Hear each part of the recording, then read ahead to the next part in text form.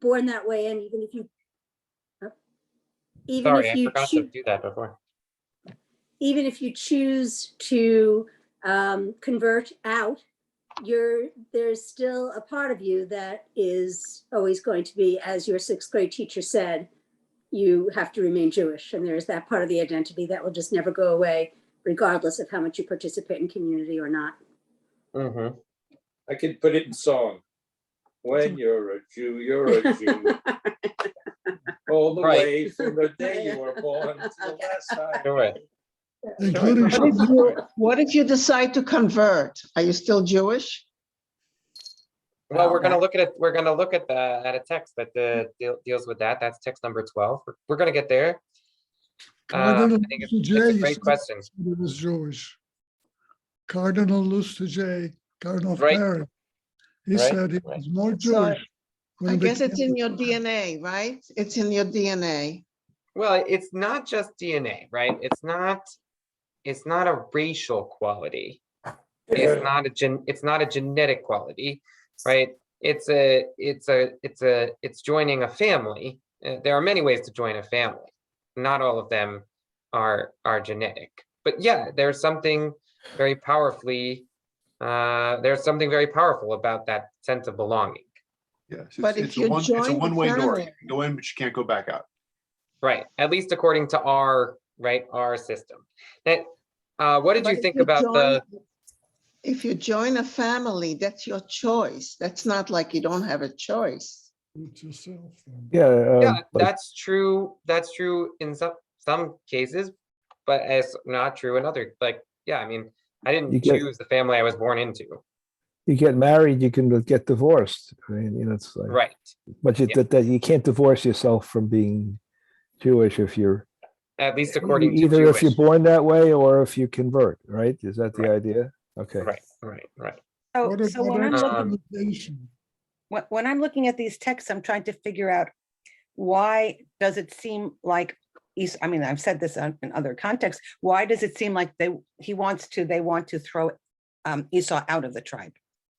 Yeah, That right. Esau- Exactly. that everything Esau does is bad. Yeah, they throw Right. Ishmael So- out, they throw Esau out, they throw. That's it. So that's exactly the point, right? The rabbis are so uncomfortable with this idea that all you have to do is be, a descendant of Jacob, right? That it doesn't have to do with your character or your values, right? In fact, if you read Genesis, right, the most sympathetic character is Esau. If you just read, Yes.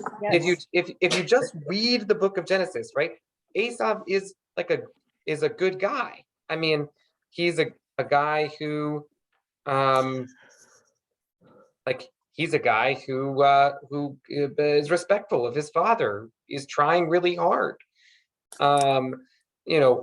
It's certainly Esau is a more sympathetic character in Genesis than Jacob is, and yet, right? So the rabbis are so uncomfortable with this idea of the Judaism of being this covenant, just be Jewish, that's it, right? It doesn't matter whether you're a good person, that they, in fact, try to cast everybody who isn't Jewish as a villain, as evil. Right. But clearly, the rabbis are reading into the story this stuff, right? That's why I have a hard time with Rashi. He does that a lot.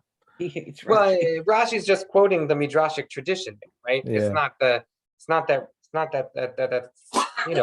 Rashi's trying to give you his best understanding of what the text means based on Jewish tradition. Yeah, exactly. Good. All right, so let's move on to text 10. I think we'll just do the next few texts. I was going to send you back into breakout groups, but I think we'll just do them together. So in text 10, you have sort of maybe the most clear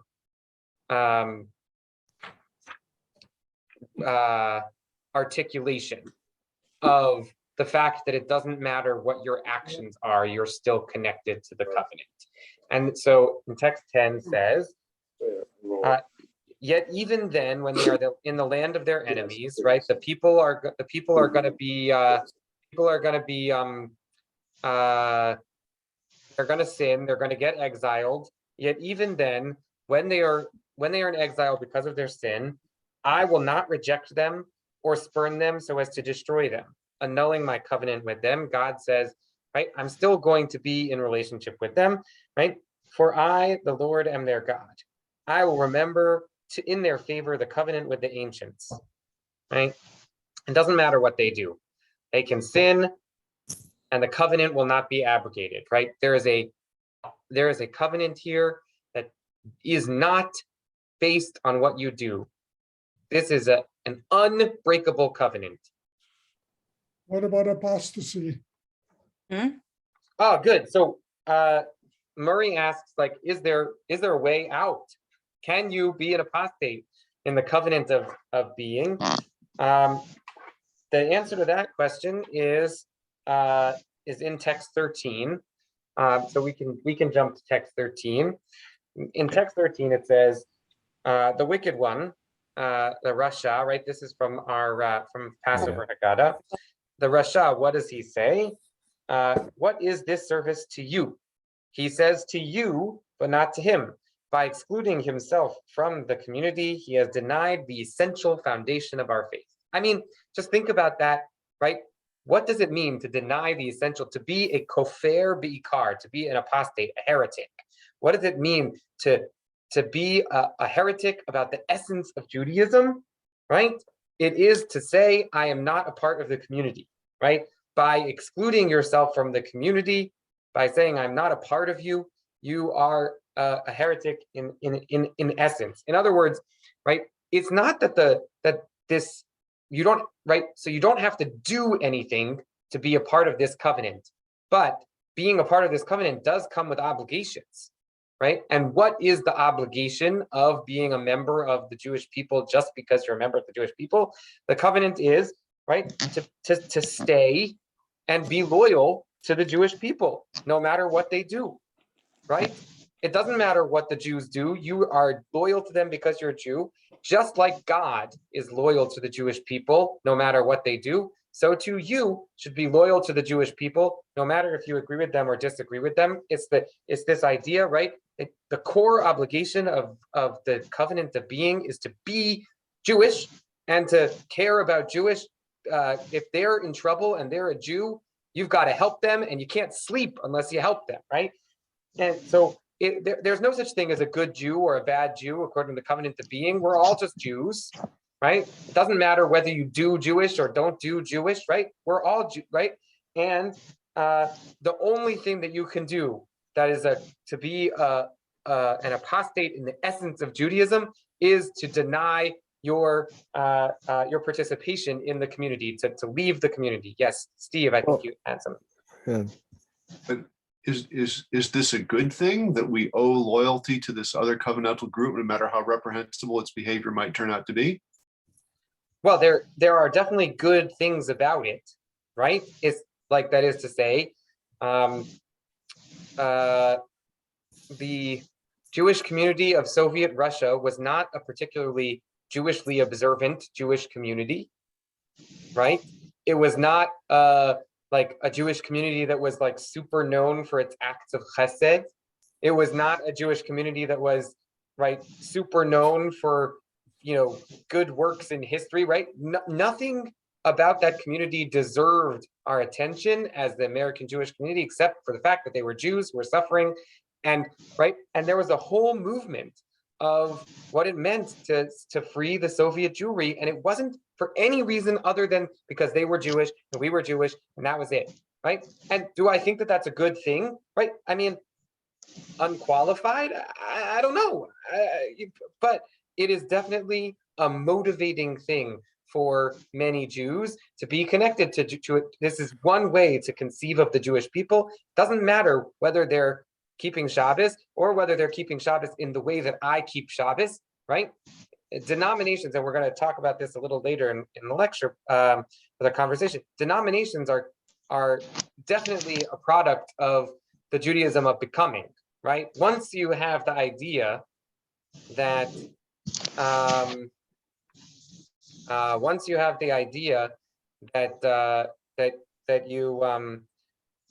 you care deeply about what the actions that you take as part of your Jewish people, then there is a way to then all you have to do to be sort of out of the covenant is to not do the actions in the same way that I do the actions, right? Which is completely different formulation than this formulation, which is, nope, the only way that you can get out of it is to really, really deny that we have a relationship together. Yeah, Bob.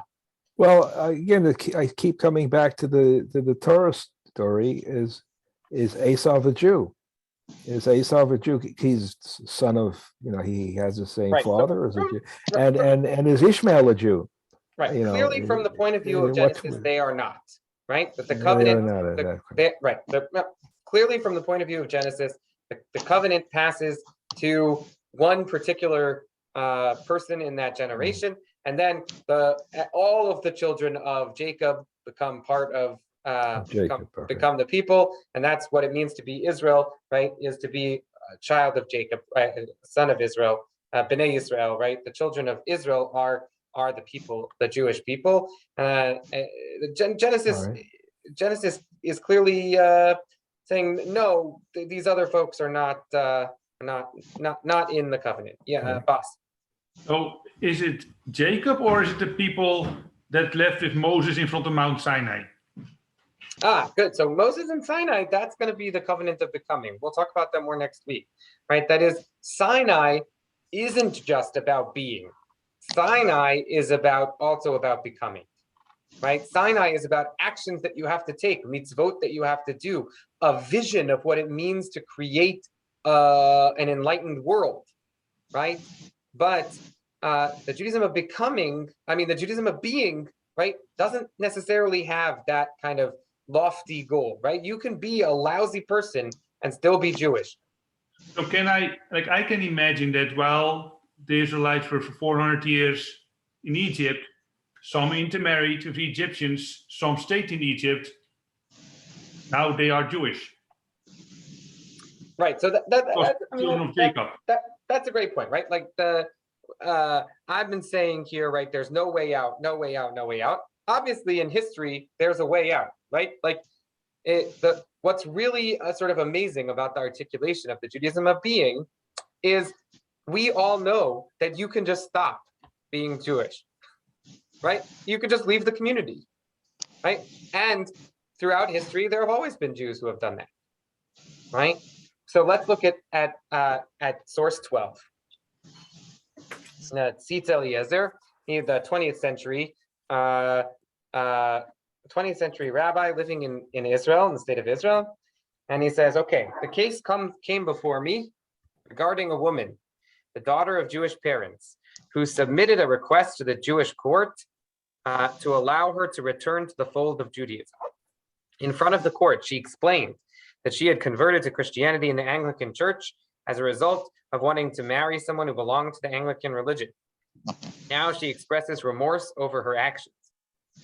It is obvious and simple that according to Jewish law, a Jew is in no way capable of freeing him or herself from the bonds of Torah and severing the ties and roots of his connection to his people. A Jew's fundamental connection to the Jewish people is founded on the fact that he was born to Jewish parents, or more accurately, a Jewish mother. It is therefore a central principle of our religion and our holy Torah that no one of the offspring of Jacob can escape from it, whether voluntarily or involuntarily. Against his will, a Jew remains a Jew, connected to the religion of Moses, with no recourse to free himself from it. It is therefore simple and clear that the conversion to a different religion of this woman who wants to return to Judaism is something that never happened. She never left the framework of Judaism, neither religiously nor nationally, but her return to Judaism is like the return of a daughter to her mother. Right? He refuses to convert her. He refuses to convert her on the grounds that she never stopped being Jewish. Now, her children, or her grandchildren, more like, right? That is to say, if she had stayed Anglican, raised Anglican children, and those Anglican children had married other folks, and then also given birth to kids, would those kids then probably have to convert to be members of the Jewish people? Probably yes, right? We do have a limit to this.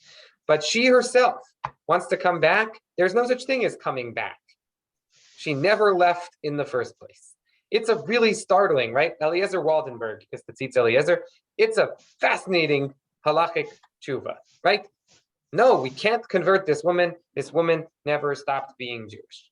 Now, she thought she stopped being Jewish, but that doesn't matter. Against her will, we consider her Jewish. Yeah. Murray.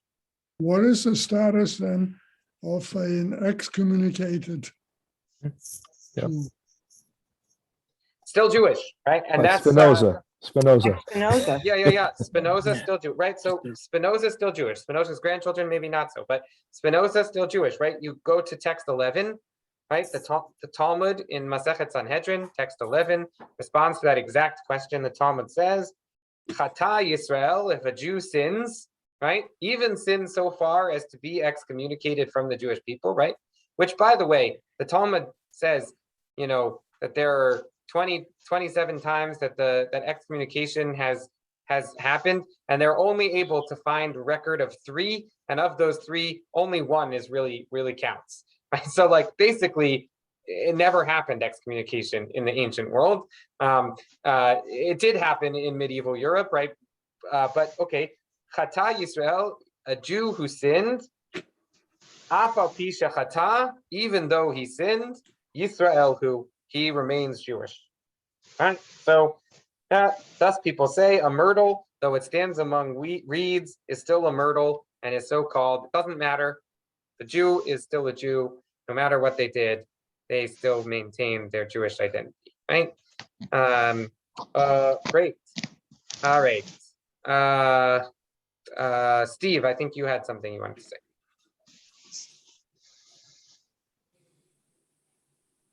Oh, okay, we'll carry on. I'm going to. I guess I wanted to add one quick thing. Oh yeah, Gary. I think historically, at least, the reverse sentiment has been true also. That Jews who converted were often, I'm thinking of the conversos in Spain and perhaps even in 20th century Europe. The Jews who converted to Christianity were often not seen as Christians. That's right. So we see them as Jewish, even though they converted out. And oftentimes other peoples were also like, yeah, they might have say they've converted, but really they're still Jewish, right? So yeah, there is something to that. All right, so we're going to listen to the lecture and then we'll come back and discuss more. All right, I'm going to share my screen. Yeah, that you can all hear. Let me just let's mute everybody, and I'll mute myself.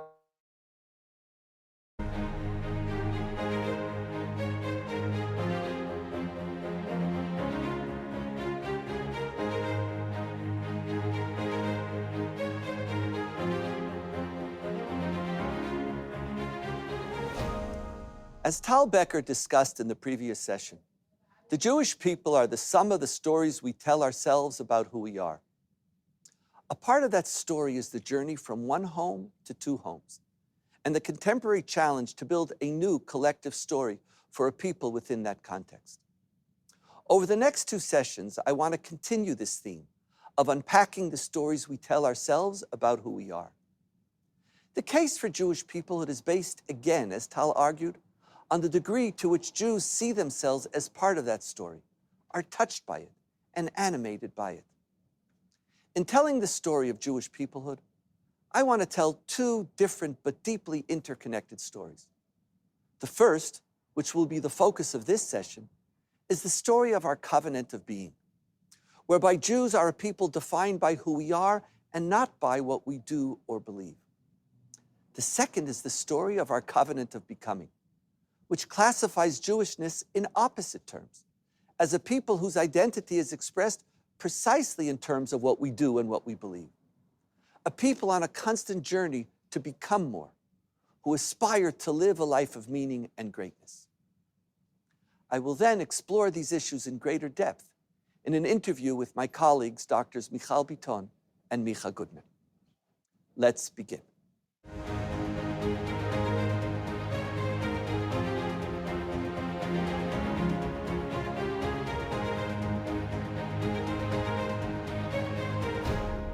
As an Orthodox Jew, I generally travel around the world wearing my kippah.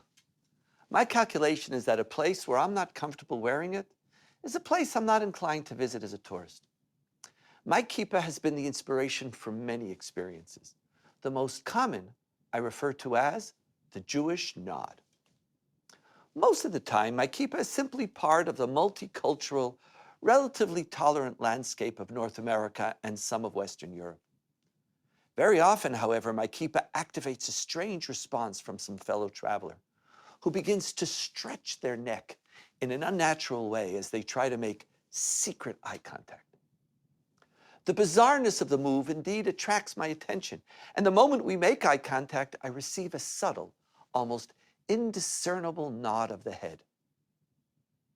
What is particular about this nod is that while the neck bends, the eyes remain firmly in place.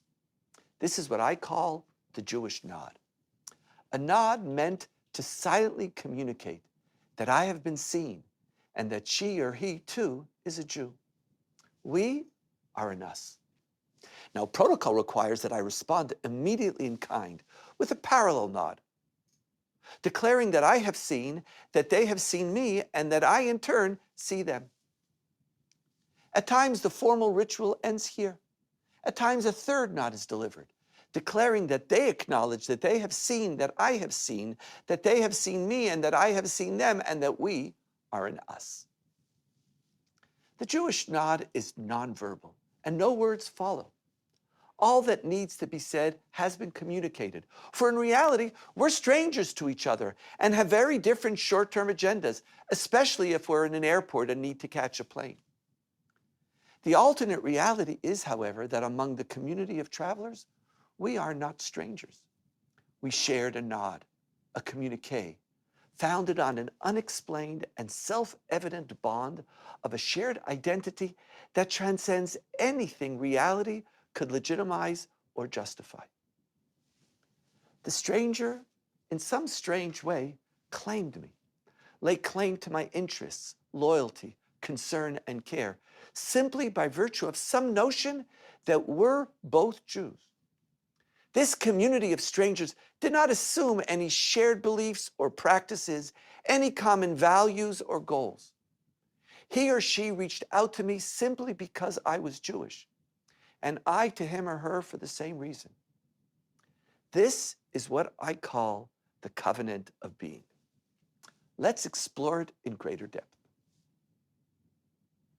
A critical chapter in the story of the covenant of being is found in the tale of the golden calf. I would argue that the golden calf isn't just a moment in the Bible, it is the Bible in a proverbial nutshell. God expects, directs the story towards a climax, and the people underachieve and disappoint. The Bible can be summarized more or less in the following manner. And God spoke to Moses, saying, "Speak unto the children of Israel, and say unto them, I command you to do A, B, C, or D. And the children of Israel replied to Moses, Speak unto God, and say unto him or her, No." For most of the period recounted in the Bible, the golden calf was the norm. The Jews remained largely idolaters, indifferent, and at times in open rebellion of God's word. We did anything and everything but follow the word of God. We were Jews whose Jewishness was devoid of Judaism. This is the essence, as you saw, of Nehemiah's brief summary of the Bible, a close to 1,000-year snapshot of the covenant between God and the Jewish people, with God always doing God's share and more, with the Jews failing to do theirs, generation after generation. The story is of a Judaism existing primarily in the eyes and mind of God, who fantasized about a Jewish people who would be faithful to God and God's commandments, who would want to do, in the words of Leviticus 19, they would want to be holy, for the Lord their God is holy. But for the Jews themselves, in fact, in the Bible, Jewish identity had nothing to do with doing Jewish. What I want to argue is that the Jews were not simply rebelling and underachieving, but rather seeing themselves as belonging to a different story that they were telling about themselves, a story based on a different covenant, what I call the covenant of being, a Judaism whose roots are planted in the book of Genesis, but which grew to define the Jewish identity of the Bible and beyond. This story begins with Abraham. Now, while Abraham is chosen on condition that he leave his native land, his father's house, and embark on a journey to an unknown land that God promises to show to him, that is not the case for his descendants. They're not chosen on condition of anything. They are promised to be a great nation, the recipient of God's blessings, simply by virtue of being Abraham's offspring.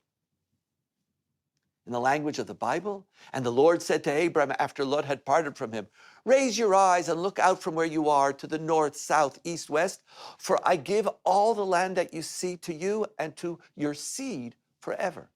I will make your seed as the dust of the earth, so that if one can count the dust of the earth, then your seed too can be counted.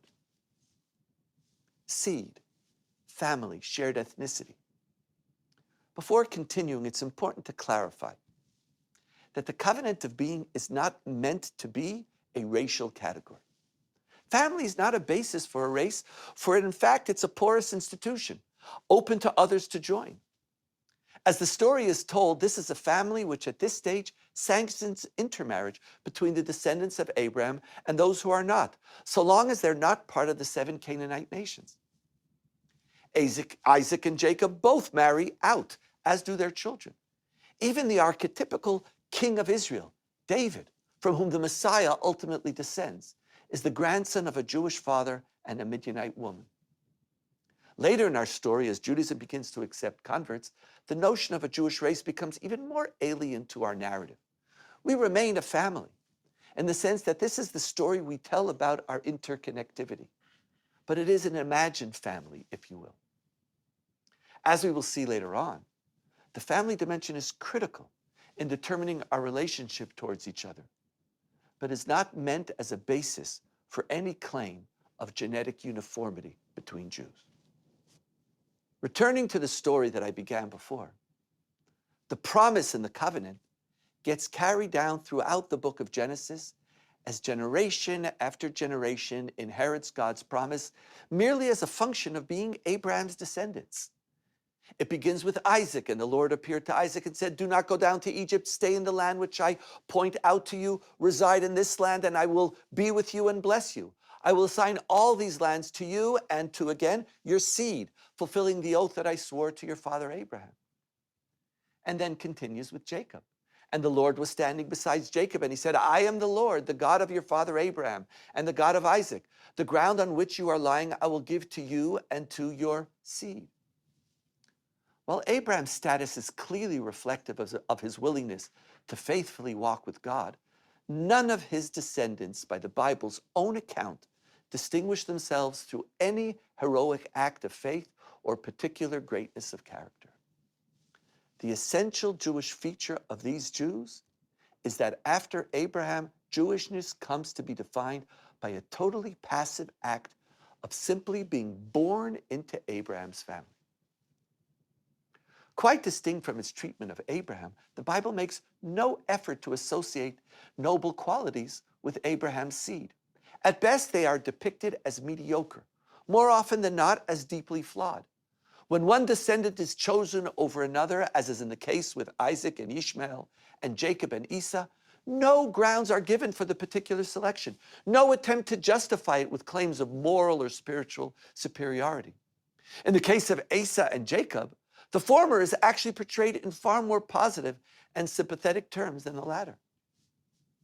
The children of Jacob, all of whom inherit Abraham's blessing and who become the backbone out of which the nation of Israel is formed, are depicted as somewhat morally challenged. They disobey their father, plot to kill their brother Joseph and sell him as a slave, all the while torturing their father with the story of his death at the hand of wild beasts.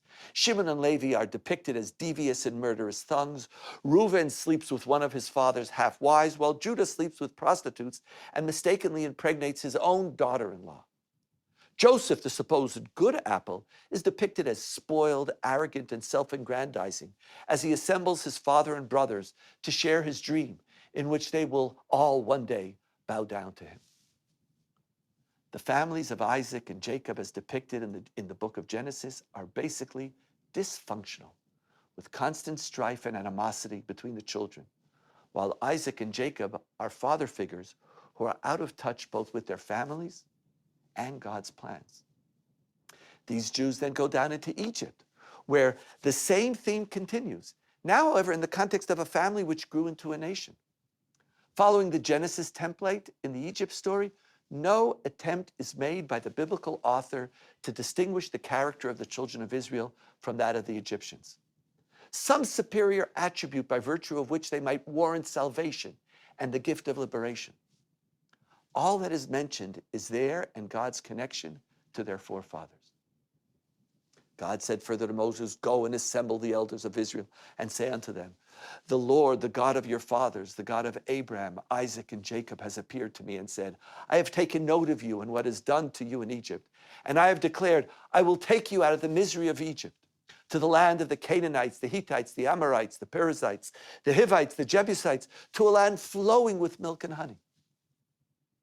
All the Jewish people need to do in order to warrant the salvation of God is to be the descendants of their ancestors.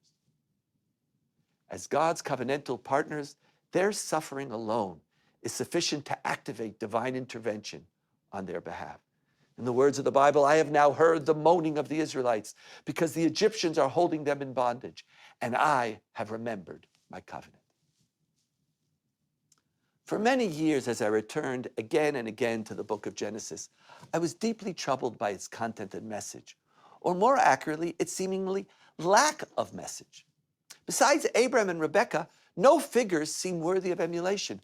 No individuals emerge who are models of virtuous behavior. Since the Bible is clearly not a book of history, but a book aimed at shaping the values and thoughts that ought to embody our lives, what purpose do we have in the 40-plus chapters of obvious mediocre ancestors? What lesson about Judaism does it teach us? I wondered along with the rabbis why it was necessary to include this book in our canon at all, instead of beginning with Exodus 12, where the first commandment is given to the Jewish people, thereby skipping over a narrative that does not seem to offer any insight or direction in how to live our lives. The rabbinic tradition was so deeply troubled by the negative depiction of Abraham's seed, as you saw, that they engaged in a systematic project to rewrite the Genesis narrative through midrashic exegesis, wherein the qualities of our forefathers and their descendants are whitewashed and glorified. Ishmael and Esau are depicted as whoring, idolatrous, and murderous lowlifes, while Isaac and Jacob are rehabilitated as faithful pietists, lovers of God, and scholars of Torah. Even the Jewish people in Egypt receive a minor upgrade, depicting in Midrash as a people who are steadfast in maintaining their traditions and values, preserving customs that ensure that they not assimilate into the idolatrous Egyptian culture. But perhaps saving the book of Genesis lies not in reinterpreting it, but in seeing it not as the mere description of the Jews, but a prescriptive definition of Jewishness.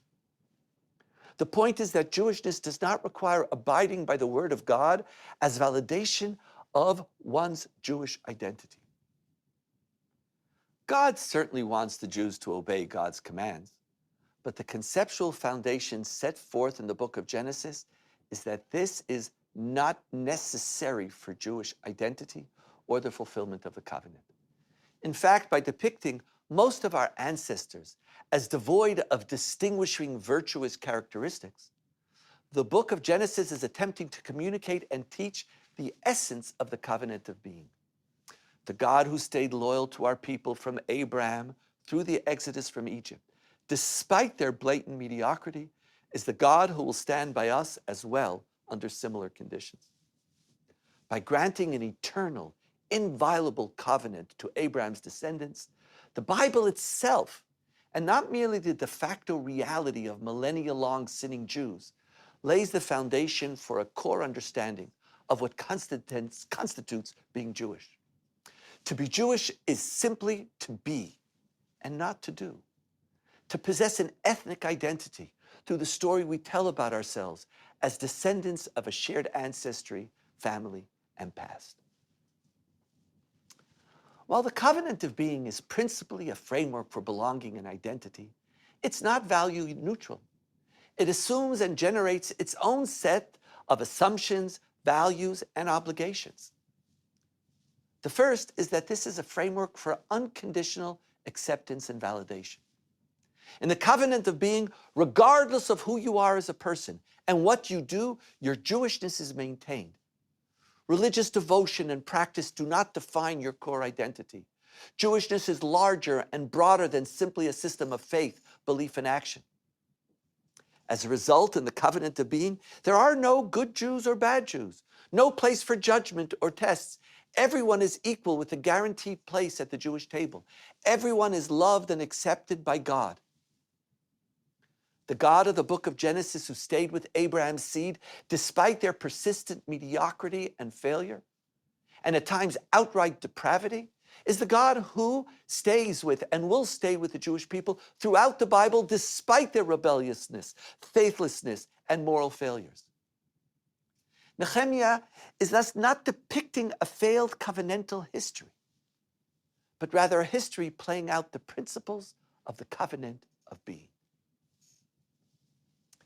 An important consequence of this covenant is that Jewish identity is permanent and unconditional, and there is nothing any individual can do to alter one's membership status.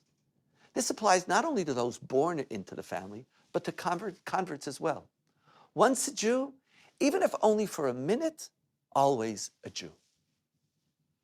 The classic rabbinic formulation of this idea of Jewishness as beingness is found in the Talmudic pronouncement, even though they have sinned, they are still Israel. Af al pi shechata Yisrael hu. Sin, while possibly generating sanctions, never severs the basic connection between the sinner and the community. Based on this ancient source, by the Middle Ages, it became an axiom of our collective identity that one's Jewishness could never be revoked for any reason, even actions or beliefs that tradition deems to be deviant in the extreme. Throughout Jewish history, this has been one of the few principles so universally held as to virtually transcend debate. A powerful example of its bedrock status can be found in the modern legal responsa of Rabbi Eliezer Waldenberg, head of the Orthodox, ultra-Orthodox Jerusalem Rabbinic Court in the 1960s, regarding the status of a woman who converted to Christianity and then subsequently petitioned the court to allow her to reconvert to Judaism. What's interesting is that Waldenberg rejected her request to reconvert on the following grounds. He states, "It is obvious and simple that according to Jewish law, a Jew is no way capable of freeing him or herself from the bonds of Torah and severing the ties and the roots of his or her connection to his or her people. A Jew's fundamental connection to the Jewish people is founded on the fact that she or he was born to Jewish parents, or more accurately, to a Jewish mother. It is therefore a central principle of our religion and our holy Torah that no one of the offspring of Jacob can escape from it, whether voluntarily or non-voluntarily. Against his or her will, a Jew remains a Jew connected to the religion of Moses with no recourse to free him or herself from it. It is therefore simple and clear," Waldenberg says, "that the conversion to a different religion of this woman who wants to return to Judaism is something that never happened. She never left the framework of Judaism, either religiously or nationally, and her return to Judaism is like the return of a daughter to her mother." These are the words of Waldenberg. Now, it's not empirically true that one cannot escape from Jewishness. As a minority living among the other much larger and more powerful monotheistic faiths, anyone who wanted to leave could do so. The woman in question here is a case in point. She converted out and left without anybody stopping her. The notion that there is no exit option is a policy statement about the Jewish community and their obligation to every Jew. It means that anyone who is Jewish has an inviolable claim on the community. Now, the inviolability of membership under the covenant of being is not merely a policy statement, but ultimately obligates tolerance and acceptance of others. Since all Jews remain members in full standing, regardless of what they do or believe, the Jewish people will always be diverse, with everyone having an equal seat at our people's table. 2 Jews building 3 synagogues is not a joke, but a reality created by the covenant of being. The obligation to live with difference obligates each and every member to accommodate difference as an expression of their commitment to the covenant. The third consequence of the covenant of being, and in many ways its most basic commandment, is loyalty and solidarity. To be a Jew demands loyalty and responsibility to one's fellow Jews, to stand with them unconditionally through good times and bad. If the covenant of being creates an inviolable bond between God and the Jewish people, so that God is stuck with us irrespective of our virtues or faults, the covenant of being consigns all Jews to the same stuckness with respect to each other. If a Jew is in danger anywhere in the world, you don't sleep. If a Jew is in need, you open your heart and give from your time and your resources. We are our brothers and sisters' keeper. To be Jewish is not merely a statement regarding one's ethnic roots, but to be part of a family which looks after and cares for all its members. I will discuss this obligation in greater length in the session on nationalism. The centrality of the obligation of loyalty and solidarity finds powerful expression in the Passover Haggadah, the most widely read and used Jewish book, with its depiction of the wicked child. Who is the wicked child, the Haggadah says, and answers, he or she who says, what is this Passover ritual to you and not to her or him. By removing him or herself from the collective, he or she is a heretic in the essence of Judaism. What the Haggadah is saying is that the paradigm of wickedness in the Jewish tradition is seeing oneself as separate from the community.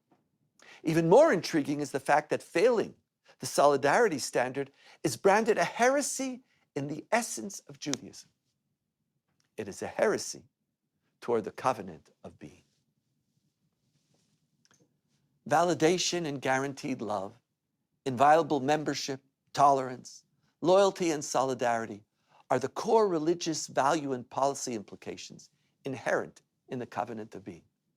They produce a story of Jewish peoplehood which, beyond its sense of roots and a past to which you belong, create powerful and compelling experiences of Jewishness. The covenant of being, however, is not without its risks and dangers. Paradoxically, the covenant of being, with its sense of shared family, can at times undermine its core values and obligations. Converts and Jews of color, Jews of different national backgrounds, can be made to feel that they are not really a part of the family or seen as second-class citizens. The assumption of loyalty expressed in the Jewish nod, unfortunately, does not always apply equally to all members, as some experience alienation as a result of the color of their skin or their ethnicity. In our diverse, multi-ethnic imagined family, there can be no tolerance for the intolerant.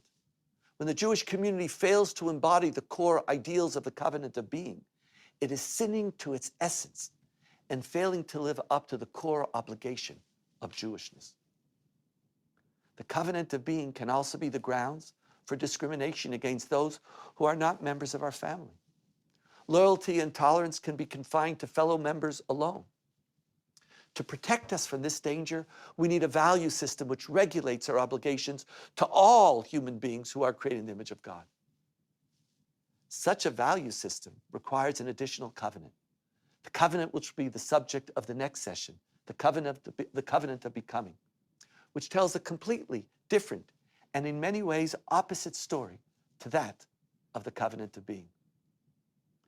Judaism never abides simple, clear answers.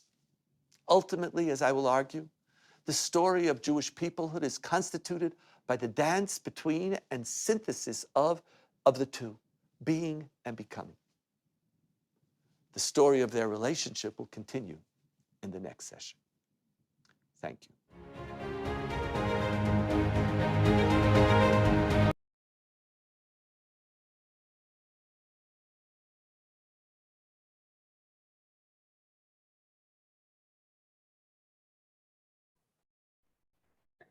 So thoughts, reactions?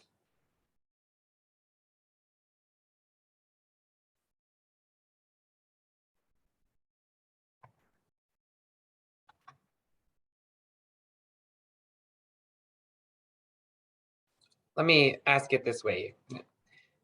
Does this formulation of the story of Jewish identity, is it meaningful to you?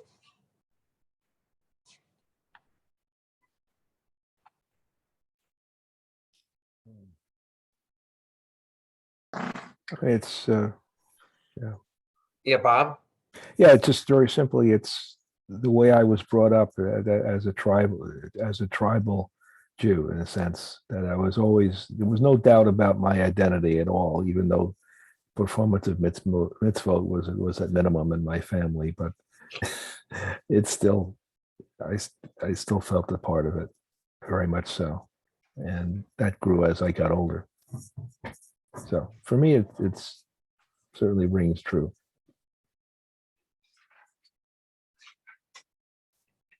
Steve? So the analogy of it's like a family is stretched a little bit because of the phenomenon of conversion, which is, the Torah itself doesn't discuss in any very explicit way. If this is something you inherit by being born into a certain position, then how does the convert get into this?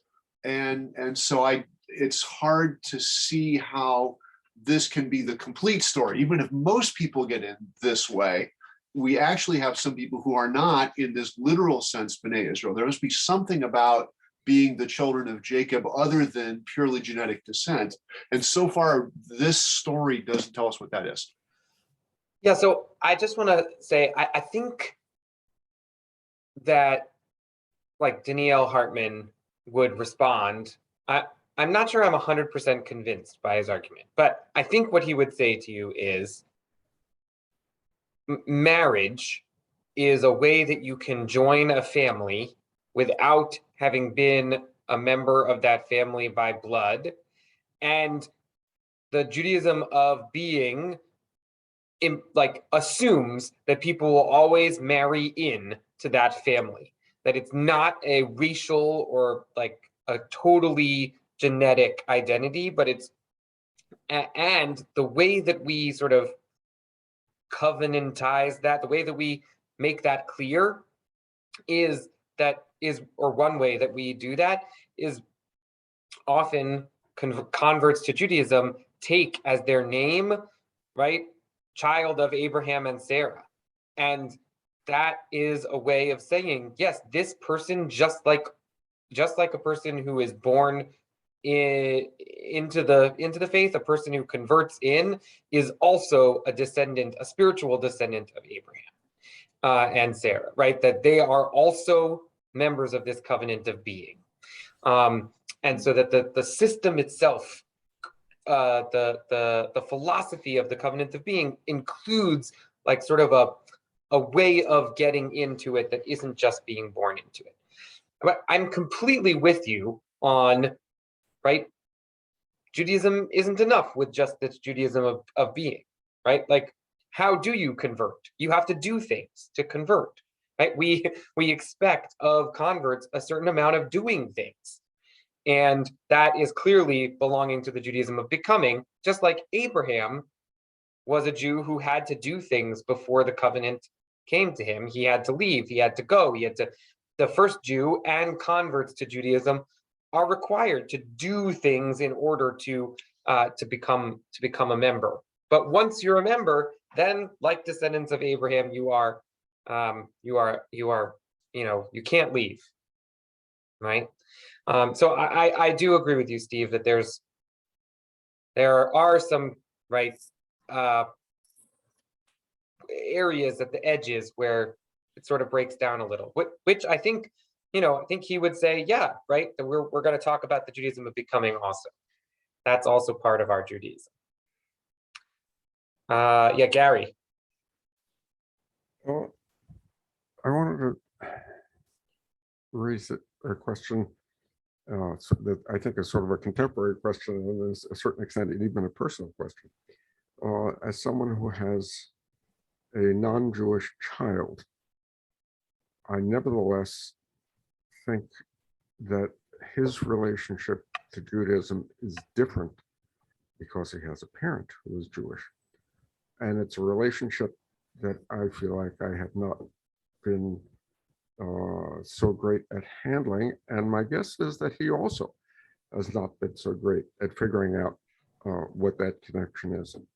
But I do think it's an issue that comes up more and more these days.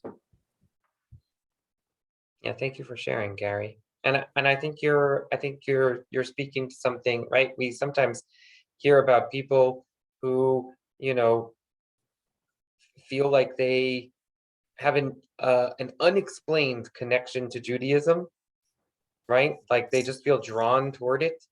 They discover it in college and it just feels like, oh yeah, whatever. And then, you know, they go home for Thanksgiving of their freshman year or whatever. You know, I've been attending Hillel services and we just feel drawn toward this. And their parent says, oh yeah, I've never told you, but actually, you know, I grew up Jewish. And like, you wonder about stuff like that, where like, what is it that drew them, right? And of course, we like tell these stories and there's a bias and, you know, it's like a nice story. And so it gets repeated. And there are also lots of the counter examples of that and everything. But I do think what you're saying is right, which is, you know, you like, even if you are not halachically Jewish, or even if you are not raised Jewish, or even if you are not, right, you don't have two Jewish parents, and even if you, right, even if you do not consider yourself Jewish, being a descendant of the Jewish people might give you a sense of a desire to come to grips with what that connection is. And certainly there have been times and places in Jewish history where just having one Jewish grandparent is enough to consider yourself to be considered by outsiders Jewish. I actually think it was important both for me and for him that I was able to get him to come visit us while we were staying in Israel and had an opportunity to go visit the ancient sites. Yeah, yeah, there's history there. Yeah.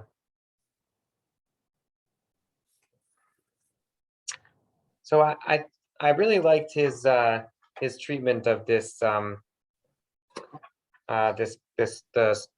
Haggadah text, right? Like this idea of what does it mean to be wicked in Judaism, right? There could have been 1,000 different answers to that question. I mean, like the idea that the story that we tell on the most practiced like Seder night of, you know, that's our ritual. That's like fundamental to who we are as a people, the story of our people. And the fact that we say, you know, what does it mean to be wicked, to be a Jewish wicked, like a bad Jew, right? It's not that you don't keep Shabbat. It's not that you don't give tzedakah. Like there are 1,000 things that we could have said a wicked Jew is, but no, the wicked Jew is the person who says, I'm not a part of this people. I do not consider myself to be a member of the community. That person, you whack them on their mouth and you say, well, you would have just stayed as a slave in Egypt.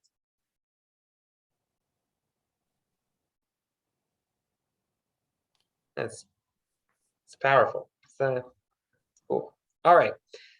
I really liked the discussion here. So we're going to watch that, and then we're going to go into, after we watch the discussion, we're going to go into breakout rooms to discuss it so that everybody has a chance to talk. And then we'll come back together to close. So this is an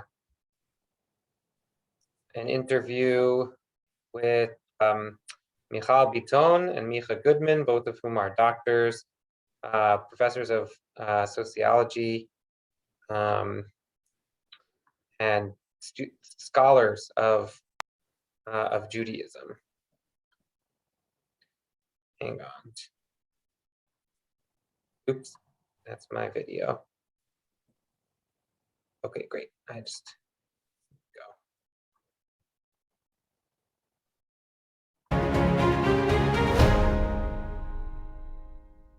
In the last lecture, we started to explore the story of Jewish peoplehood as a Judaism or as a covenant of being. In the next lecture, we're going to expand this category to look into the story of the Judaism of becoming, where the Judaism of being is about who you are, while the Judaism of becoming is about engaging in an ongoing journey of values, of law, of faith, a journey which is determined by what you do and by what you believe. Today, however, our focus is to explore the ramifications of this concept of the Judaism of being, ethnicity, family, identity, as a core feature of Jewish life both in Israel and in North America.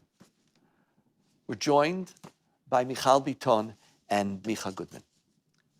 Michal, how do you see the Judaism of being, or ethnicity, or whatever category you want to use, playing itself out in contemporary North American Jewish life, knowing fully well that not all Jews are the same? So Daniel, when you ask about the Judaism of being, which I'm going to interpret right now as the manifestation of Jewish ethnicity in North America, there's actually been a certain narrative created that Jewish ethnicity is in trouble. We've had scholars who talk about a post-ethnic Judaism, as if ethnicity mattered to our parents and grandparents in North America, and it doesn't actually matter anymore. We've had other scholars who talk about a personal Judaism, or the Jew within, which means that your Jewish identity has to do with your personal relationship to a set of ideas and beliefs, but not necessarily as much to belonging to a group. So there's actually been a certain narrative kind of saying, you know, we used to have a strong and vibrant sense of Jewish ethnicity in North America, and now it's in trouble. It's not there anymore. Now, while I believe that this narrative has some truth to it, especially if you compare and contrast levels of ethnic Jewish engagement, let's say between 2019 and the early 20th century, I think we're missing the boat a little bit by not paying attention to really interesting examples of the rise of ethnicity in North American Jewry. Let me give you a couple of examples. One example could be the following. The recent Pew survey of American Jews said that roughly 1 out of 4, so 25% or so of American Jews, identify as Jews of no religion. So these are individuals who proudly identify as Jews and want to be counted in a survey in which they give you options, but for them, Judaism is not a religion. We don't know exactly what it is, but for many of them, it could be a culture, it could be an ethnicity, it could be belonging to a group. They're Jews of being. Maybe. We haven't asked them yet, but maybe, right. A second potential and interesting manifestation is that right now in North America, we have certain communities made up of Jews who immigrated in the last half a century. So whether we think about Bukharian Jews, Persian Jews, Jews from the former Soviet Union, Israeli Jews who moved to America, they often actually embody a more ethnic type of Judaism than the American Jews who immigrated earlier. And you know, if I can give you a couple more examples, one more example would be the fact that we have many institutions that even if their language might be about certain values or ideology, the way they measure success actually has a lot more to do with Judaism of being. One primary example of this could be Birthright Israel, right? In order to be eligible for Birthright Israel, you don't have to profess any belief system. You don't have to agree with anything. You just can't agree with a different religion or Christianity, right? You just have to have one Jewish grandparent. And part of how they measure the success of Birthright has been through studying rates of in-marriage of participants who return back to America. So I think ethnicity in America is still alive. It's actually coming up in different manifestations. Is it also central? Is it just rising in the Jewish community, or is it coming back in the Jewish community because it, in fact, the claim that America now is post-ethnic America, now are we post-ethnic ethnicity in America? Yeah, it's a great question. I think that really depends on different groups in American society. I think for communities that pass as white, we can speak about a somewhat post-ethnic moment, but especially, after 1965, that we have so many new types of immigrants coming to America, we have a rising sense of multiculturalism and ethnic identity of many communities actually celebrating their ethnicity and wanting to. So you know, would it to be live possible out. even to say that the Judaism being could come back the more the Jewish community reconnects to this re-ethnicity of America instead of being outside of that? Yeah, I mean, I think everything is possible. I think, surveys only tell us what happened. They don't necessarily predict the future. Yeah. Where does the Judaism of being, when you've studied Israeli Judaism, and there's so many different groups of Israelis, but how does this Judaism of being meet Israelis? That's very easy. That's a very easy question. Good. Yes. You make a distinction, Daniel, between the Judaism of being, and the Judaism of becoming, which is also about believing, right? And this is how I understand your distinction. The Judaism of becoming is about some kind of a loyalty with a mission, with Torah, with mitzvot, with religion, with God, with something greater than yourself. Judaism of being is not about being in a relationship with something greater than yourself, but feeling yourself as a part of a group, as a part of the Jewish people. And therefore, it's not about God, it's about us, about each other, about the Jewish people. And therefore, the highest expression of the Judaism of being, the way I understand, is solidarity. And solidarity is a great category to measure and understand Israeliness since 48 and even beforehand until today. What's the level of solidarity? And the highest expression of solidarity, emotionally speaking, is when there's Jews in trouble somewhere. You don't feel like they're in trouble, you feel like you're in trouble. It's not a mystical moment where your ego evaporates. It's a solidarity moment. Your ego expands. They are me. When the Jewish people are doing well, I feel personally that I'm doing well. When the Jewish people are going downhill, I feel like I am personally going downhill. And that feeling, that awakening of the sense of belonging to the Jewish people, as opposed to believing in God, the awakening it's very deep here, and it's that emotion that created Israel. But there's a catch here. As an Israeli, we always feel strong sense of solidarity. When there's rockets on Sderot, it's amazing how many volunteers go down to Sderot to volunteer in Sderot. Some of my friends go, do their Shabbos shopping in Sderot just to support Sderot. So we do that. And refugees from Sderot, from the north, come live in our homes. Strong sense of solidarity, but there's a catch here. The solidarity is trapped within the boundaries of Israel. Israelis don't have much solidarity for the spiritual problems of, let's say, American Jews. So there's a paradox here. That sense of belonging and solidarity created Israel, and then Israel, which cultivates solidarity, also blocks that solidarity within the boundaries of Israel. So Israel is a great example of becoming in solidarity. It also has a challenge to solidarity because it cultivates solidarity, but it traps that sense of solidarity within the boundaries of the state of Israel. Or maybe, you made a really interesting distinction that I want to spend a few years thinking about. That Israeli Jews, for whom being is solidarity, have great ease thinking about the being challenges of Jews outside of Israel. You use the word, they have difficulty having solidarity to the spiritual needs. You heard me correctly. And so this if is American Jews would ever be under physical threats. It's because beingness doesn't talk about my solidarity. It's another conversation. And I want to go back to the other side of the Judaism of being in Israel. Because you said that Israelis have you said Judaism of being is solidarity. It's expressed with solidarity. It's expressed in solidarity. But the Judaism of being, whether it's theological or not, is a covenant. It's a religion. There is a religious dimension. What about the religiosity of Israelis? Not just their sense of solidarity to Jewish peoplehood, which is part of it. There's a sense of this is the identity, is who I am as a Jew. Yeah. So there's 4 components to Israeli religiosity, traditionalism, which was taken for granted in Israel, and we can't see it, but it shouldn't be taken for granted. There's 4 pieces to it. 1, we all speak Hebrew. Daniel, that's big.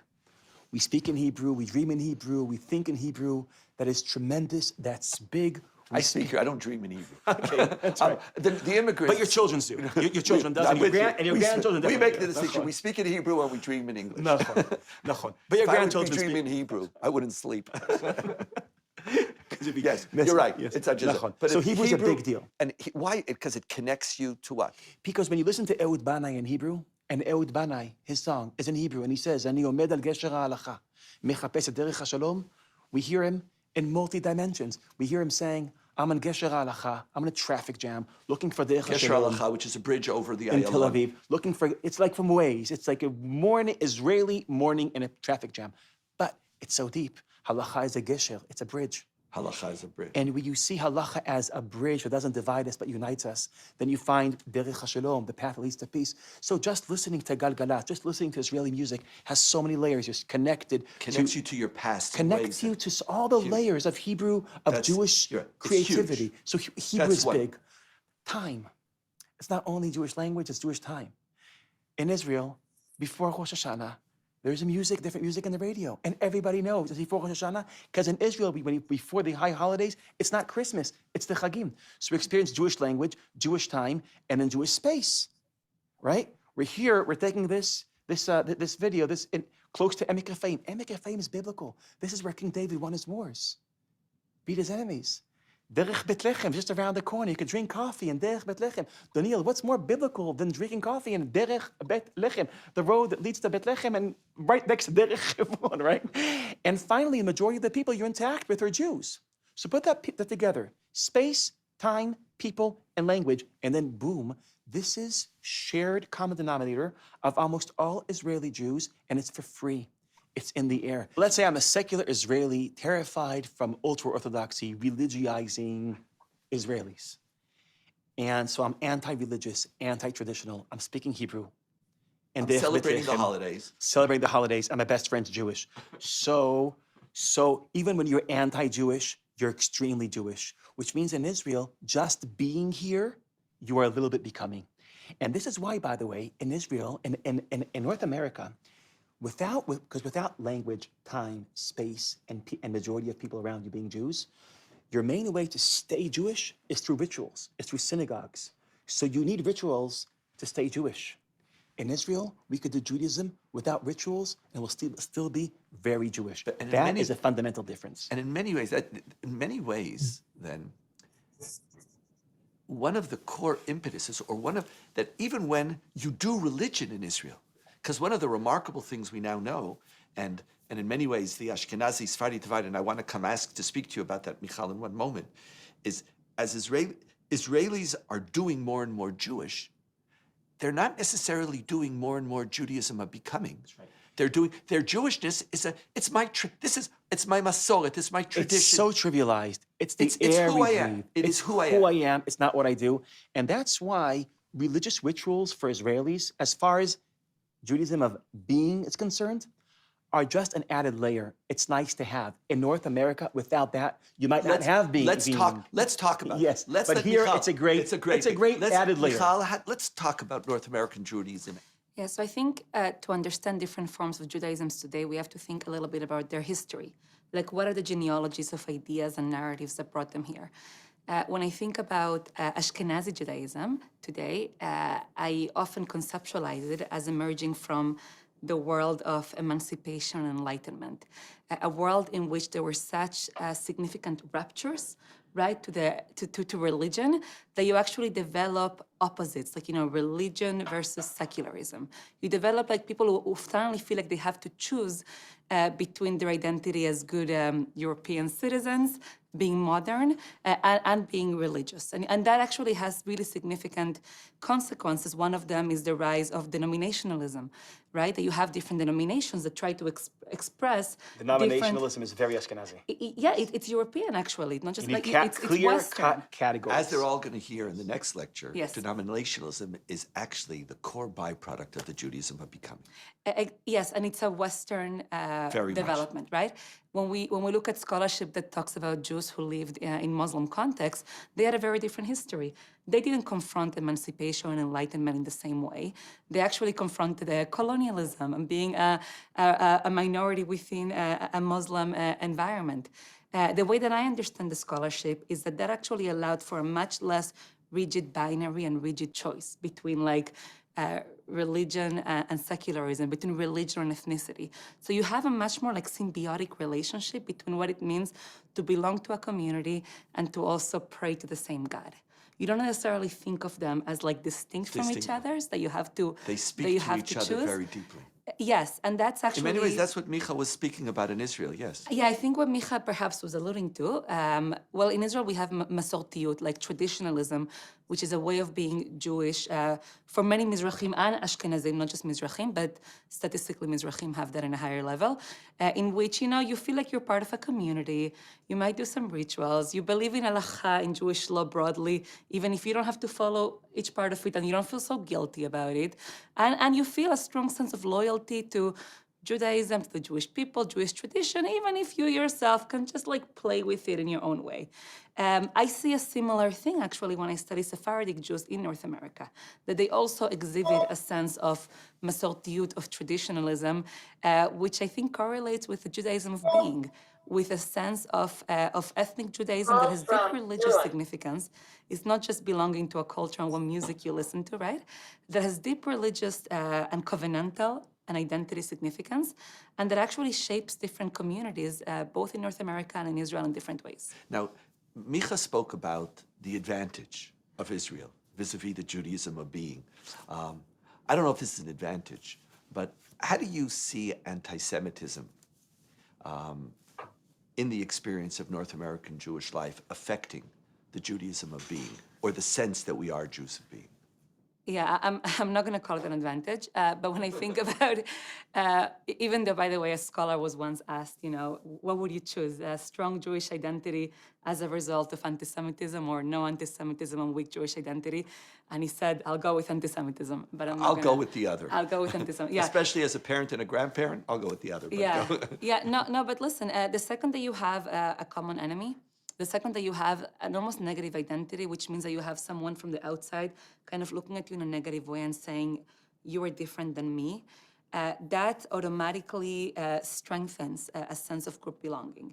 It immediately kind of triggers in a pretty not primitive, but very human way, our sense of belonging to a group. So listen, even if we didn't see ourselves as belonging to a group, the minute someone else does, now we realize that we're part of that group. I think it provokes, it's a very human reaction. When you're targeted, and I think this is partly what happens in Israel. In Israel, if you imagine yourself as surrounded by enemies, right? People who look at you in a different way, that creates extremely powerful bonds of solidarity. You were like a good Israeli who celebrates Jewish life in Israel and who appreciates it. Spoke about how Jewish life in Israel on so many different dimensions, even unintentionally, creates a Jewishness of being, a sense of being, a covenant of being. Are there any challenges to this being-centeredness, which is so strong here? Oh, yes. And being a good Israeli is not only being proud of being an Israeli, it's also complaining about Israeliness. So I'll do that now. Oh, good, great. Yes. So that's yes. part of our being. That's part of our being, part of our being. Yes. We are sketchy people. Can I say now? Yes. So besides those four components that make Judaism here so easy just to be Jewish, the language, the time, the space, the people, that's the problem. That's the great advantage and the great disadvantage. I want to use here an insight by Rabbi Jonathan Sachs, where he wrote once, that the difference between Israeli Jews and diaspora Jews is that Israeli Jews are the chosen people. In the sense, their identity is chosen for them. It's taken for granted. I want to be Jewish. I don't want to be Jewish in Israel. I'm working on it, not working on it. Those four components are in the air. They're imposed on me. My identity is chosen for me. We're the chosen people. In the diaspora, you're the choosing people. If you won't make a real effort day school, summer camp, go to shul, be involved, volunteer, federation, make such an effort to invest energy in your Judaism, you might not stay Jewish. So that is the great advantage of Israeli Judaism and the great disadvantage of Israeli Judaism. Because when something is taken for granted, it's trivialized and it loses its energy. When something is fragile, Is it when just you its could, energy that it loses, or does it lose possibly its aspirations, its push? well, I think that's why we need American Judaism. We need diaspora Judaism, because diaspora Judaism is the choosing people. If you And just, so when the two talk, what? when the two talk and when the two learn, Yeah, something so when the two important talk, so happens. Israeli Judaism is where Judaism is guaranteed, but diaspora Judaism is where it's invented, because we need to work hard there. It can't be trivialized. So the diaspora Judaism has the potential of creating creative Judaism, an untrivialized Judaism. Here we're just being Jewish, and it's going to work for us, right? So And we could sail into the sun in the we midst could of an sell. ocean of So mediocrity. that is your father once said that trivialization is the greatest threat on our spirituality. I would say it's the greatest threat on Judaism in Israel because it's so easy. That's a great advantage and a great disadvantage. And if I had one more point, Please, sure. Judaism of being wasn't enough, and it's not the purpose of the founders of Zionism. Herzl, Ben Gurion, Sirkin, Berdichevsky, Echad Ha'am, they all had a vision for Israel that's much more than being. You have to be a powerful nation in Israel in service of something bigger. They argued about what that bigger thing is, but they all we could get so agreed. comfortable here in That's being right. that That's we right. forget That, about that in that sense, the success of Israel could be the failure of Zionism. The success of Israel, I forget that Zionism was about, it's supposed to be about more than being, it's supposed to be about becoming something. Michal, when you think about, you're spending your career studying American Jewry. Being is an advantage. Could we be Jewish without being? What are its benefits? What are its challenges? And you're allowed to kvetch as well. Well, I love kvetching. So, Daniel, when you ask that question, what worries me, what keeps me up at night, really, when we talk about the Judaism of being and perhaps a decrease in the Jewish ethnic identity in the North American Jewish community, is that we're losing our ability to speak of North American Jewry as any sort of community that has things in common with each other. I don't know if we can still talk about shared American Jewish dreams, shared American Jewish stories, shared American Jewish nightmares. We have not only different forms of Judaism, but these are often competing and conflicting and leading us into different directions to the extent that some of our communities might not feel the pain of other communities, to the extent that we define our enemies or anti-Semitism in different ways. We celebrate completely different things. And that's something that should worry anybody who cares about Jewish peoplehood and who cares about the ability of Jews to maintain a Judaism of being, which to me really talks about the relationship between Jews, regardless of their ideological differences. But to end also in the positive, because I really believe, part of being here at Hartman is to think about the positive and what can we do with this, right? So what Micha said actually really moved me, and it's something that I think about a lot, that part of the challenge in not having in not having an unself-conscious Judaism, right? In Judaism not being the air that you breathe in, the challenge presented to us in North America is that we have to work really hard. We have to work really hard in answering why to our children.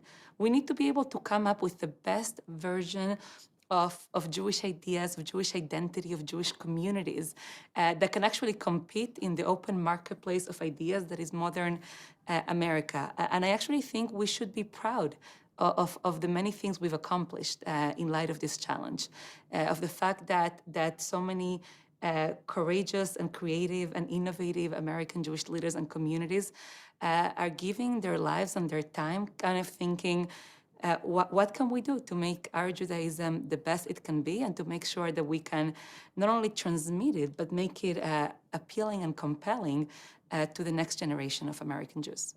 Micha, thank you so much for joining me. Thank you.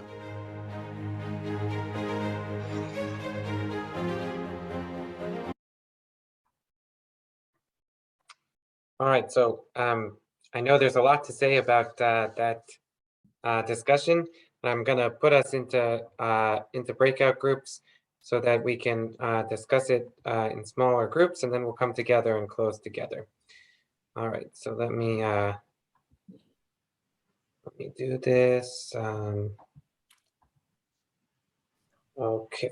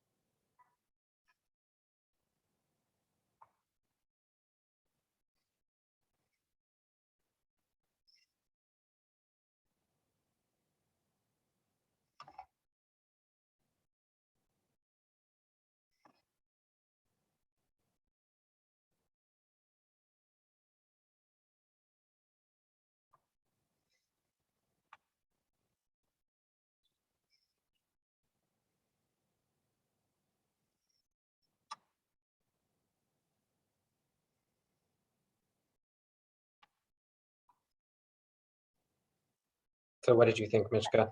That wasn't enough of our breakout. Yeah, sorry. We were just talking about comparing growing up in New York City, where everybody was Jewish, even with the people who weren't Jewish were Jewish. There were, you could use, not that my parents are Yekas, so it was all German, but our neighbors were Orthodox Yiddish speakers, and we all understood one another anyway. Though my mother did make disparaging remarks about Yiddish because Germans always did that anyway. But we were saying how it is so interesting that in Israel, you don't have to think about anything to be Jewish. You're just there. Yeah. You're just there. Yeah. Okay, sorry everybody that wasn't long enough. I know it wasn't. That was a short one. Yeah. Um, Yeah, it's getting late, and I was conscious of the time. I wanted to close together, and if I had given you more time, we wouldn't have been able to do that. So I want to take a couple of comments to the whole group, thoughts.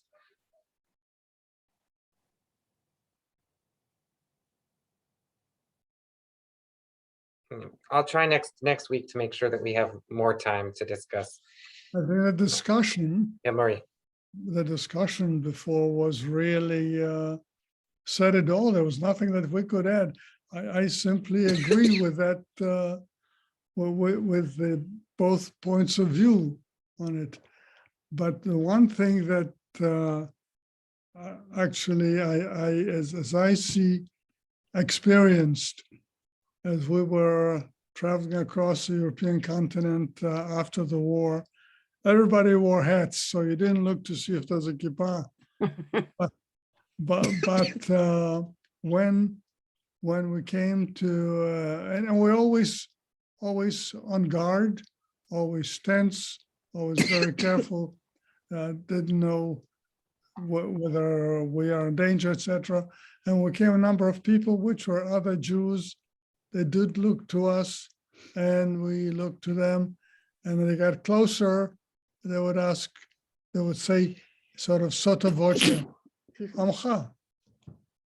And you nodded a little bit, and that's how you identify.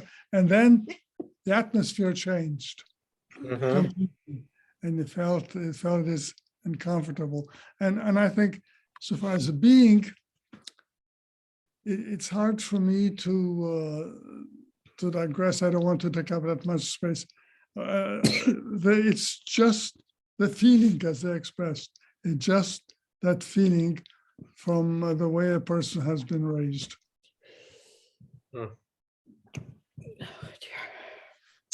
Yeah. Okay, I agree with the speakers that you interviewed, that it's so much easier to be Jewish in Israel than it is to be here, that you really have to work out hard to be, to remain Jewish here and to make sure that your kids are Jewish. What did you think about their point that actually there's a benefit to having to work hard to be Jewish? Right? I mean, there's a benefit to also just living and breathing it. That seems like it's a clear benefit. But what about the benefit also of having to work, the creativity, the creative energy, that you have to come up with a compelling reason why to be Jewish, right? And that if you're not capable of coming up with that it isn't sticky enough. Yeah, Steve. Yeah, that's great if you're one of the people who finds that creative reason, but maybe not the large minority, but certainly the majority do not. So if your focus is on numbers, then that approach does not succeed. The only way you can justify that notion of it's great to have this pressure to have to come up with something is if you care more about the intensity and not about the number of people who are dropping off the road as you go by. Okay, yeah, certainly you can be Jewish for more generations probably in Israel without doing anything in particular than here. Yeah, right. All right, so we've reached our time boundary. I'll just say that next week we're going to talk about the Judaism of becoming. So this conversation keeps going. If you're interested in preparing for next session, the thing that I would recommend doing, I mean, aside from quickly skimming the texts, which we're going to look at together in detail, is to read the essay that Danielle Hartman wrote that's in the extra resources for this time, which is called The Genesis Jew, the Judaism of Being, Who Are the Jews? And then also for next week to read Exodus Jews and the Covenant of Becoming, Who Are the Jews? So he's creating sort of the Genesis Jew is the Judaism of being, and the Exodus Jew is the Judaism of becoming. Obviously, because the Exodus is about Sinai, is about what we're supposed to do, right? It's not sufficient to simply be Jewish. You have to leave you have to leave Egypt in order to serve God, right? You have to, there is a content to our identity, and that's the Judaism of becoming, mitzvot, and the beliefs and the practices of Judaism. So we're going to talk about that. I did get a couple of questions in the chat that I will hold on to and we'll come back to in our next class. I look forward to meeting you again next Thursday night. There are no breaks this time, just next week we'll meet. All right. Erev Tov. So, Be well all.